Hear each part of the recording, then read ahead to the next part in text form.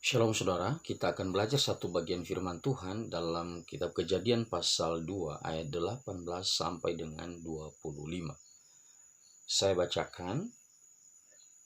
Tuhan Allah berfirman, "Tidak baik kalau manusia itu seorang diri saja. Aku akan menjadikan penolong baginya yang sepadan dengan dia." Lalu Tuhan Allah membentuk dari tanah segala binatang hutan dan segala burung di udara. Dibawanya lah semuanya kepada manusia itu untuk melihat bagaimana ia menamainya.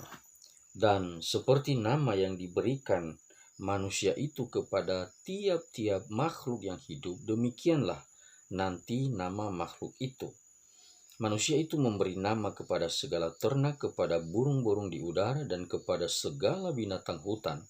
Tetapi baginya sendiri ia tidak menjumpai penolong yang sepadan dengan dia. Lalu Tuhan Allah membuat manusia itu tidur nyenyak. Ketika ia tidur, Tuhan Allah mengambil salah satu rusuk daripadanya, lalu menutup tempat itu dengan daging. Dan dari rusuk yang diambil Tuhan Allah dari manusia itu, dibangunnyalah seorang perempuan, lalu dibawanya kepada manusia itu. Lalu berkatalah manusia itu, "Inilah dia, tulang dari tulangku dan daging dari dagingku. Ia akan dinamai perempuan sebab ia diambil dari laki-laki. Sebab itu seorang laki-laki akan meninggalkan ayahnya dan ibunya dan bersatu dengan istrinya sehingga keduanya menjadi satu daging. Mereka keduanya telanjang, manusia itu dan istrinya itu, tetapi mereka tidak merasa malu." Saudara yang dikasihi oleh Tuhan, kalau kita memperhatikan dengan seksama, pasal 1 daripada kitab Kejadian yang menceritakan tentang penciptaan, maka di situ kita mendapatkan informasi tentang penciptaan manusia di ayat 27, di mana dikatakan di situ bahwa Allah mencipta manusia sebagai gambarnya, laki-laki dan perempuan diciptakannya mereka. Nah, ternyata setelah kita memasuki pasal 2 daripada kitab Kejadian ini, maka kita mendapatkan informasi yang lebih detail tentang penciptaan manusia. Yang dikatakan di dalam ayat 27 pasal 1 itu, nah ternyata ketika kita membaca pasal 2, kita baru mengerti bahwa rupanya penciptaan manusia itu tidak di dalam waktu yang bersamaan.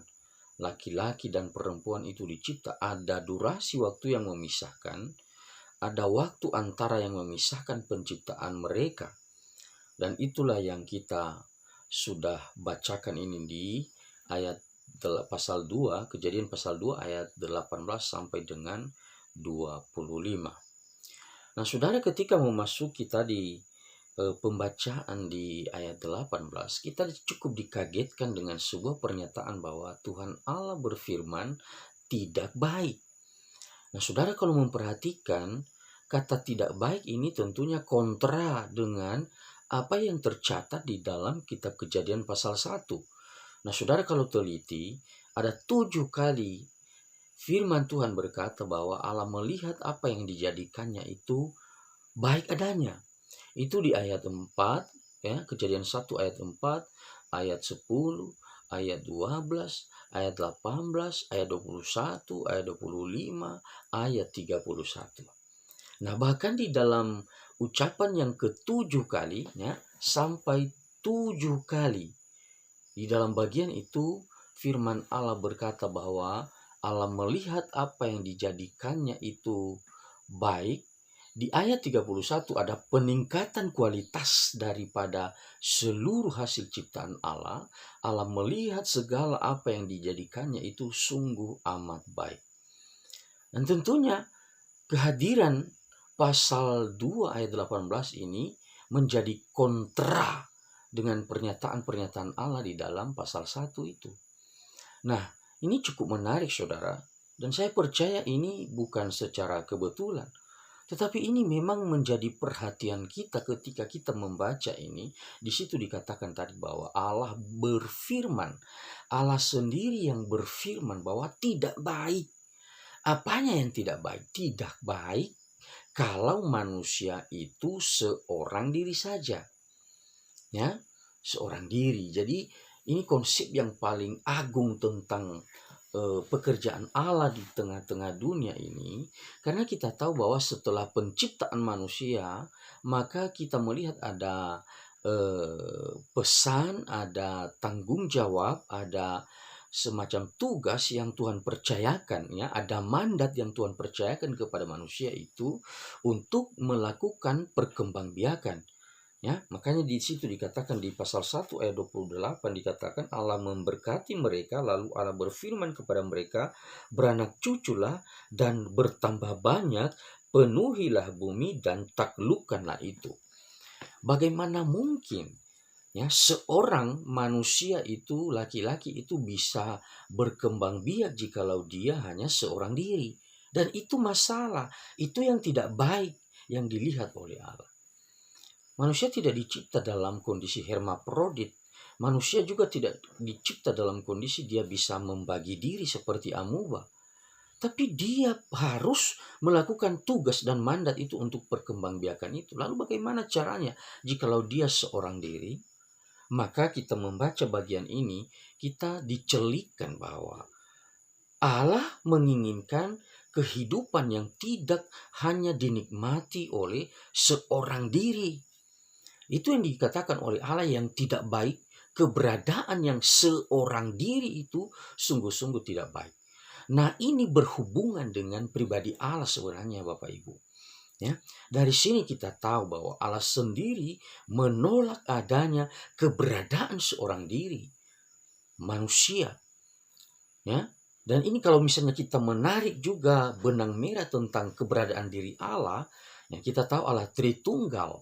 Ya, Allah tidak berdiri sendiri tunggal, tetapi ada oknum-oknum yang lain di dalam diri Allah, dalam Allah, dan itu mencerminkan dengan kerinduan Allah juga di dalam kehidupan umat manusia itu tidak hanya dinikmati oleh satu orang saja, dan juga di dalam menjalankan peran dan tanggung jawab yang diberikan oleh Allah itu tidak akan mungkin terjadi jikalau seorang diri saja. Maka kita melihat di sini ide Allah tentang sebuah kenyataan kehidupan umat manusia di tengah-tengah dunia ini tidak bisa sendiri saja. Nah, secara alami kita memang dicipta sebagai manusia yang sosial. Kita membutuhkan orang lain. Maka kehadiran orang lain di dalam bagian ini, yaitu perempuan, itu harus benar-benar di dalam kondisi yang memang dimengerti oleh manusia itu bahwa dia membutuhkan seorang perempuan. Ya, dia membutuhkan seorang pribadi yang lain.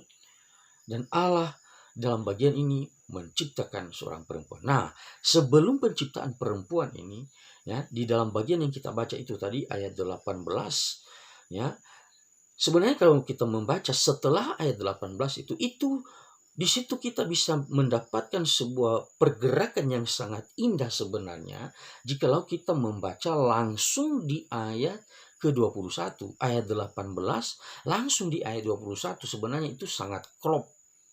Ya, sangat klop. Kenapa? Karena memang pembicaraan di dalam ayat 18 dengan ayat 21 itu nyambung. Berbicara tentang penciptaan manusia. Tetapi nyatanya di dalam bagian ini ayat 19 dengan ayat 20 itu muncul semacam interupsi dari ayat 18 dengan ayat 21. Nah, apa maksudnya ini saudaraku yang dikasih oleh Tuhan? Mungkin di video saya sebelumnya saya pernah menjelaskan ini. Ada bagian-bagian tertentu di dalam Alkitab kita yang menjadi ayat-ayat interupsi. Artinya apa? Itu penting. Ya, ayat 18 berbicara tentang penciptaan manusia dan itu sebenarnya sangat baik jika dilanjutkan di ayat 21. Tetapi firman Tuhan disajikan kepada kita dengan kondisi yang seperti ini. Ada ayat 19 dan ayat 20 yang menjadi penengah di antara pikiran tentang penciptaan manusia itu. Nah, apa isi daripada ayat 19 dengan ayat 20? Di situ kita tadi melihat bagaimana Allah membawa semua binatang-binatang yang diciptakan oleh Allah di hadapan manusia untuk manusia bisa memberi nama pada binatang-binatang itu. Dan di situ kita melihat tadi catatan Alkitab, di situ dikatakan di ayat 19 bahwa Allah sendiri yang menciptakan segala binatang-binatang itu membawa, ya. Di situ dikatakan di ayat 19, dibawanyalah semuanya kepada manusia itu untuk melihat bagaimana ia menamainya. Konsep memberi nama di dalam perjanjian lama itu sangat kental dengan maksud otoritas Bapak Ibu, ya. Konsep pemberian nama itu sangat berkaitan dengan masalah-masalah otoritas. Artinya siapa yang memberi nama siapa, berarti yang memberi nama itu punya otoritas atas apa yang diberinya nama. Ya. Saya ambil contoh misalnya ya, ketika Allah memberi nama yang baru kepada Abraham, ya, Abraham diubah menjadi Abraham, dan itu di dalam tujuan Allah, di mana Allah ingin bekerja di dalam kehidupan Abraham. Demikian pula ketika Yakub diubah menjadi Israel, dia juga atau Allah juga menunjukkan otoritasnya di situ tentang kehidupan Yakub di dalam dia memberikan nama itu. Ya, demikian pula dengan beberapa kejadian yang lain, misalnya Musa ketika dia memberi nama Hosea bin Nun menjadi Yosua. Nah, ada penegasan tentang Allah, otoritas Allah kepada orang-orang yang diberi nama yang baru. Jadi ketika kita membaca dengan teliti kita perjanjian lama, pemberian nama itu menunjukkan otoritas daripada pemberi nama atas apa yang diberi, atas objek yang diberikan namanya oleh sang pemberi nama. Nah, di dalam bagian ini juga kita melihat bahwa Allah sangat konsisten karena Allah sudah memberikan tanggung jawab kepada manusia untuk menguasai seluruh bumi. Maka Allah memberi kesempatan ke manusia untuk memberi nama juga segala binatang yang ada. Artinya itu menunjukkan Allah memberi otoritas kepada manusia untuk berkuasa atas segala ciptaan Allah. Dan ternyata kata melihat di situ dan memberi nama itu berkaitan dengan bisa diartikan juga adalah sebagai bentuk otoritas manusia, dan bukan hanya sekedar berotoritas. Manusia itu mencermati, manusia itu meneliti, manusia itu melihat secara cermat bahwa ternyata di antara segala ciptaan yang lain itu dia tidak menemukan penolong yang sepadan dengan dia. Jadi dia melihat, dia mengamati, dia meneliti, dia menganalisa sebaik mungkin semua ciptaan yang lain, dan ternyata dia menyimpulkan bahwa manusia tidak menemukan yang sepadan dengan dia. Nah, kondisi seperti itu menolong manusia untuk menghargai keberadaan pihak lain, Bapak Ibu. Ya. Allah sengaja melakukan itu kepada manusia supaya manusia ketika dia menemukan di dalam alam semesta ini dia tidak menemukan seorang penolong yang sepadan dengan dia, maka nanti ketika penolong yang sepadan itu hadir di sampingnya, manusia ini bisa menghargai keberadaan oknum lain atau pribadi lain yang diciptakan oleh Allah itu, yaitu seorang perempuan. Nah, di sini klop saudara, Bapak Ibu yang dikasih oleh Tuhan. Ya, buah pikiran Allah itu rupanya klop dengan ide Allah untuk menciptakan seorang perempuan.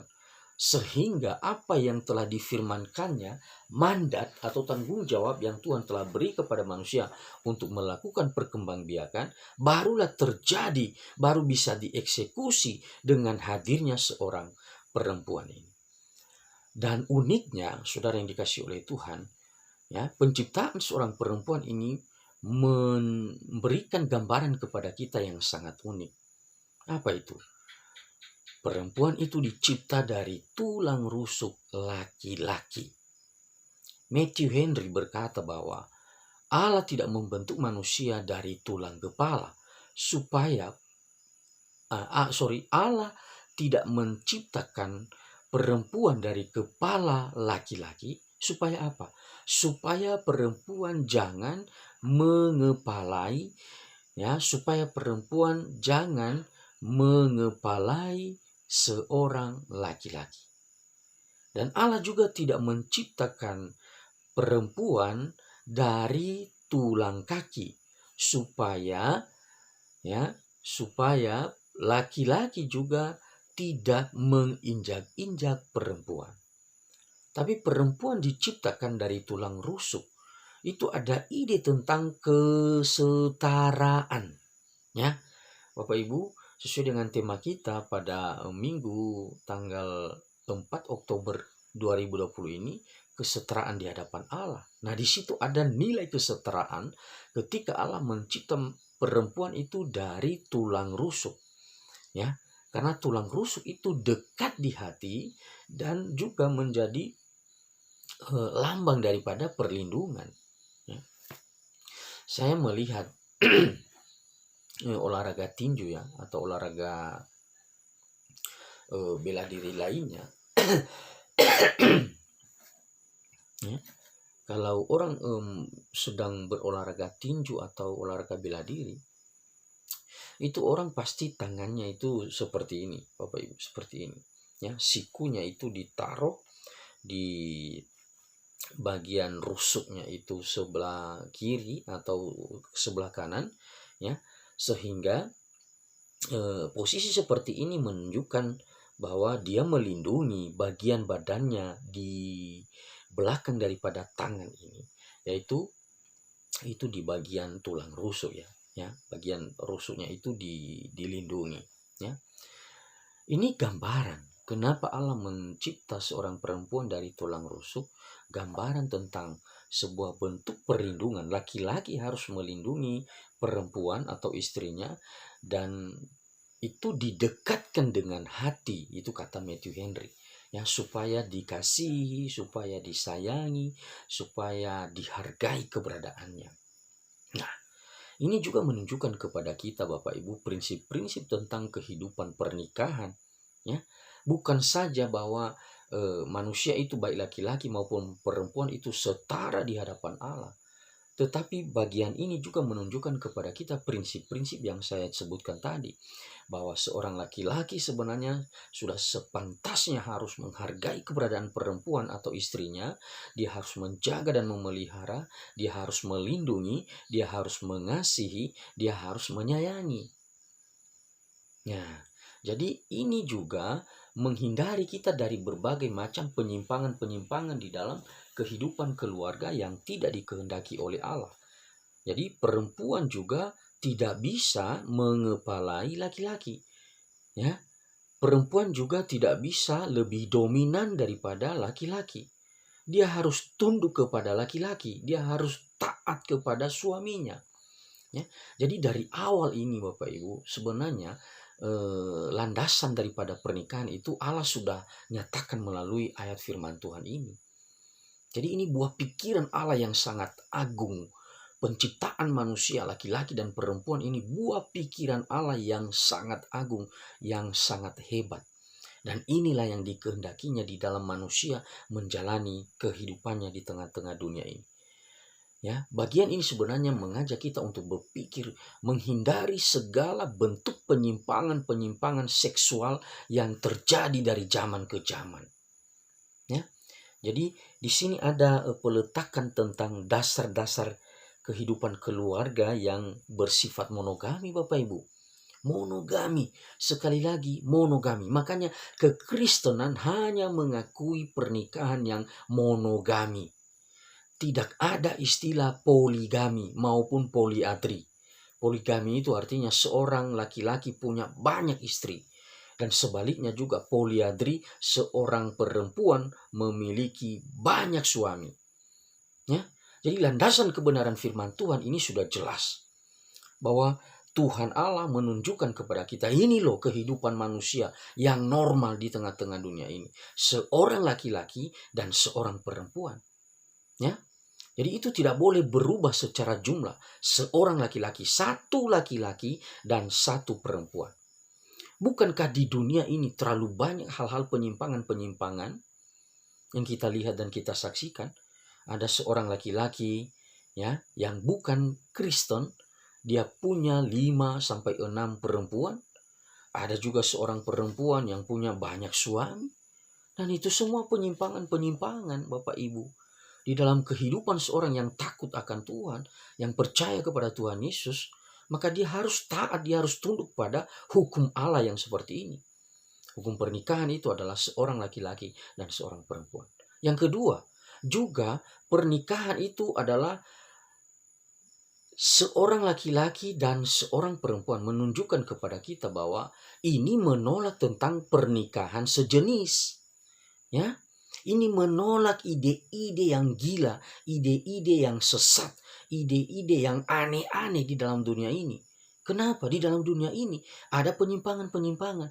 Laki-laki ada yang suka dengan laki-laki. Itu kan kisah yang terjadi di Sodom dan Gomora kan, yang diceritakan kepada kita dalam kitab Kejadian ini juga. Perempuan sukanya kepada perempuan. Itu penyimpangan-penyimpangan. Ya. Dan hari ini kita melihat ada isu-isu LGBT. Dan ada beberapa pemahaman-pemahaman yang mengizinkan atau mendukung justru ya kehidupan yang menyeleweng seperti itu. Ingat, Bapak, Ibu, dan Saudara yang dikasihi oleh Tuhan. Dari awal penciptaan manusia ini, Allah sudah memberikan fondasi. Allah sudah memberikan landasan bagaimana kehidupan yang normal yang dikehendaki oleh Allah. Dan demikian juga yang ketiga, ini juga menolak pernikahan atau kehidupan seksual yang menyimpang antara manusia dengan binatang.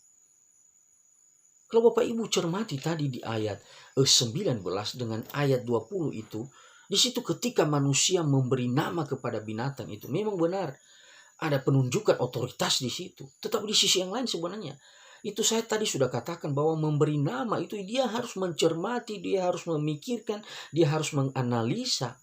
Dan ternyata tidak ada yang sepadan dengan dia. Maka jangan heran saudara, ini juga kalau ada juga manusia yang kawin dengan binatang, itu juga harus dihukum mati dalam hukum Allah. Ya, di dalam Keluaran pasal 22 ayat 19, saudara nanti bisa cek di situ, ada hukum yang Allah beri di situ. Bahwa manusia siapapun dia, laki-laki atau perempuan yang berhubungan badan dengan binatang itu harus dihukum mati. Jadi segala penyimpangan ini kita harus tolak.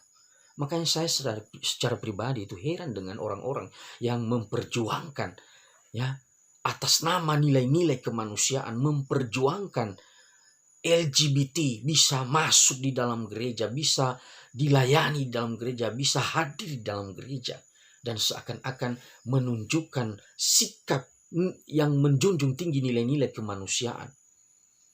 Meskipun itu menyimpang, saudara jangan kaget, di beberapa negara Eropa pernikahan-pernikahan yang aneh-aneh seperti itu sudah dapat izin. Ya, ada laki-laki menikah dengan laki-laki, ada perempuan menikah dengan perempuan. Ya, nggak tahu seperti apa kehidupan keluarga seperti itu. Ya, dan Alkitab memberikan catatan kepada kita melalui pembacaan kita ini. Tuhan memberikan kita landasan tentang bagaimana cara kita hidup di hadapan Tuhan dan mengikuti semua apa yang diinginkan dan dikehendaki oleh Tuhan. Nah, kita lanjutkan. Di dalam ayat yang ke-21 tadi dikatakan di situ bahwa Allah mencipta perempuan dari tulang rusuk, dan ini sebenarnya menunjukkan saudara hal lain lagi yang bisa kita pelajari dari ini, bahwa seorang perempuan itu berasal dari laki-laki ya. Maka sebenarnya di dalam bahasa Ibrani itu lebih enak, lebih nampak tentang kondisi ini bahwa seorang perempuan itu dicipta dari laki-laki. Kenapa? Karena nama laki-laki di bagian itu, Bapak Ibu, kalau yang suka belajar bahasa Ibrani itu tahu bahwa laki-laki itu disebut ish. Ya, nah perempuan di dalam bagian itu disebut sebagai isyah. Ya, isah. Jadi ada penambahan di situ ya. Jadi laki-laki perempuan itu isah. Ya, jadi ini sebenarnya dalam tata bahasa Ibrani seperti itu ya, nampak itu ya.